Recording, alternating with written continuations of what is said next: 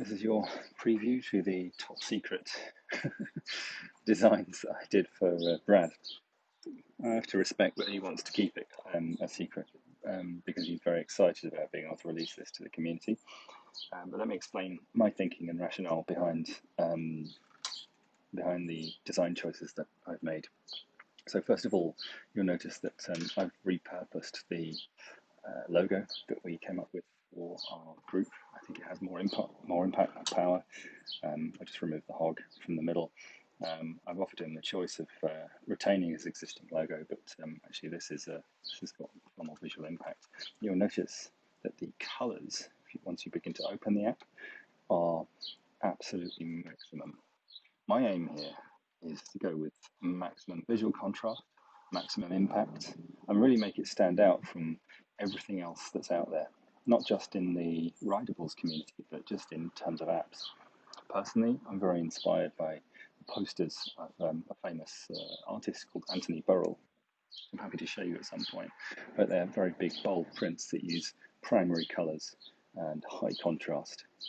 There's actually an awful lot of science, rationale, let's call it that, behind the choices I've made, explaining how you can make the content as accessible as possible, thinking about context of use. You're riding along, you might be whipping along at 15 miles an hour, you get your phone out, you take a look at what's on screen, and you can just digest that information instantly. You're not hunting around because the text is too small or the content's too small.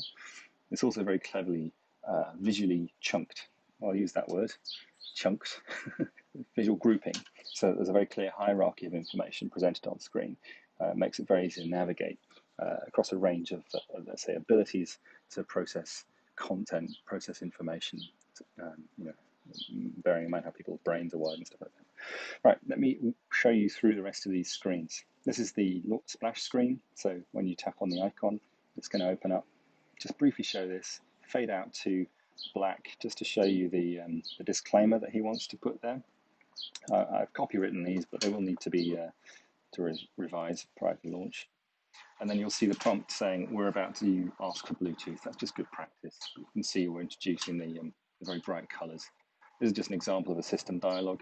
We like to do this thing, like the yellow thing, before we do the system dialog. Otherwise, you might not know why you're being asked for that. It's just good practice. Once you click OK, I'm going to fade that down to a nice grey so that the foreground content is still very relevant. That will be the Onewheels that it finds. So introducing the user interface, we've got a burger menu on the left-hand side and a status text on the top right. You'll see that as it finds Onewheels, they come up as these cards. These are massive, nice big target area, easy to hit, very clear what's what. You can see that I've just prefixed at the top which type of Onewheel it is. And then you tap on one and you'll see that it begins to connect. Normally I'll just connect and that's fine. At the moment, the pint is not supported, so we need a way of dealing with that. Let's move into the dashboard. So, gosh, my Mac is really struggling. 4% battery, let's try and finish this. Right, here's what I was talking about, primary colors. Well, technically some of those are secondary colors, but they're absolutely turned to the max. So we've got yellow, magenta, a purple, and this nice cyan color. All of it's incredibly high contrast, really easy to read. As I said, doesn't matter where you are, whipping along at speed, or just trying to get that pertinent information that's relevant to you at the time.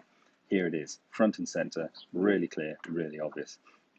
This app also now has a very, very strong visual identity. No arguing with whose app you're using here. You can see how this dashboard works. Some of these modules have got little arrows. You tap on any of those, they're just going to expand out, show you more info. So you can see here, which I've highlighted, is the speedo. That's just happening at 16 kilometers an hour. And you can see in the background, there's a very subtle dial. We've also got buttons to set things like the alarm speed and the ride mode. If I expand it out, you see that I've got then the peak, how fast did you go with this ride and how fast have you gone in your whole lifetime. Same idea with the battery percentage. You see how the bar chart just it decreases, so you've got a really clear and strong visual message about how much battery is left. But if you expand it out, you get visual reinforcement of the cell charges. You can see which ones are low and which ones are high really easily.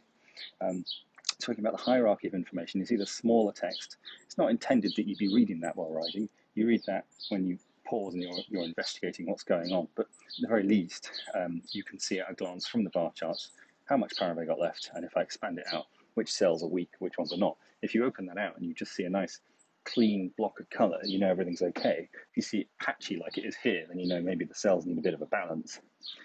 Power chart works the same way. That's just going to increase and decrease according to how fast, how much motor torque you're using, and then the temperatures. That's a simple bar chart.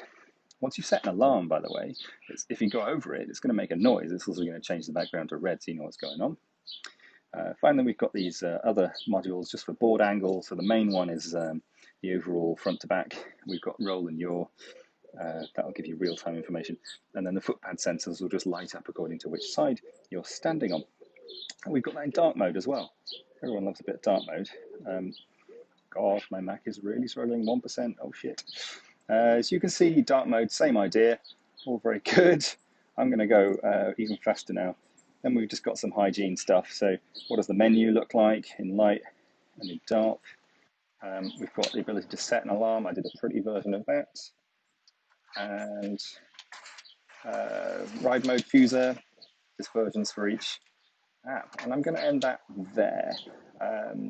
I've got illustrations of all the individual module states, which are there for Brad to build from. So that is the complete set of design work. I'd love to know what you think. I'm going to save this now. Speak to you soon.